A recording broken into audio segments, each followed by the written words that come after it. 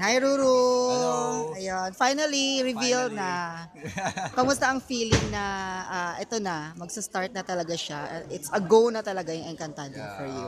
Well, first of all, honestly, being Ibaro, parang isang malaking wow para sa akin. Kasi I didn't expect na ako yung makukuha for the role of Ibaro. Kasi first of all, Kuya Dong yung gumawa nito. And sobrang laking pressure nun. Kasi Ding Dong Dantes, and then sobrang bigat ng ginampanan niyang role dito. And yung sa audition pa lang, ang daming ang daming nag-audition para sa role na to na magaganda katawan, na parang feeling ko na talagang kuwang-kuha nila yung katangian ni Baro. And, Physically? Yeah, physically. And ako, hindi naman po ako nag-audition po agad-agad kasi sabi ko sa sarili ko, bakit ako mag-audition dun sa role na alam ko naman hindi ako makakuha. So, yun, sabi ko sa sarili ko, wala namang mawawala. So, tinry ko mag-audition and then sinabi po nila sa akin na sige, ikaw na magiging Ibaro. Noong time na sinabi nila sa akin, grabe, sobrang parang bumagsak lahat sa akin. Tapos, sobrang saya ko talaga. Ayun. Ano yung celebration mo nung sinabi?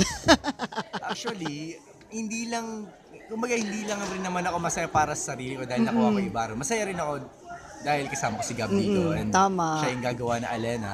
So, kumbaga, pinangarap namin to together and nakuha namin together. So, super saya namin talaga. Ayun nga, speaking of Gabi, yun nga, parang eto na, magtutuloy-tuloy na naman yung love team nga ninyong po, dalawa. Tapos parang magbaback-to-back pa yata kayo. Yeah, ayun nga. Yung Nakubos ko, mag-e-air siya this April. So, pero ano lang po siya, mini series lang. Mga So, 2 weeks weeks lang. lang siya i-air. And then, kaya nga nung una, ayaw ko muna sabihin sa inyo yung, kumbaga sinasabi nila, ito na yung comeback namin talaga. Pero hindi, ito talaga yung, Encantadia. Yeah. Ayun. Preparations. Puro ka Preparations, gym. grabe, super. Pinakita kanina. Sobrang todo gym ako.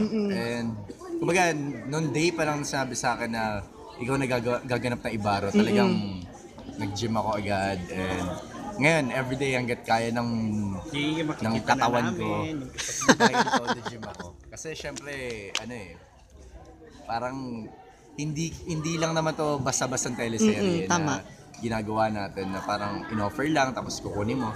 Ito kasi yung tipong in-offer sa'yo at matutuwa ka dahil sobrang laki nitong project nito at mamahalin mo dahil syempre iba yung Encantadia. Kumbaga yung dedication mo para dito sa Encantadia dapat todo and dapat mahalin mo rin yung role mo.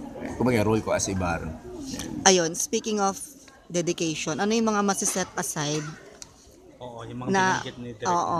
maraming masiset aside pag nag-start na yung Encantadia. Are you ready for it? Wala naman. Joke lang. Hindi, wala naman yun. Ano ba? No, like other projects din. Hindi, Mga siguro segues. naman kumaga pinag-usapan naman po namin na maayos na nila Miss Winnie na dapat kumaga yung taping days hindi ma-apektuhan kasi syempre tama naman sila kumaga magre-reflect rin yun sa ibang artista. So dapat na lang kumaga cooperation na lang rin. Like sa handler ko, yung handler ko sobrang galing. So Ne? parang Talaga ba? inaayos na yung schedule ko. Kumbaga, kaya naman niya siguro yun na makakuha pa rin ako ng other rackets.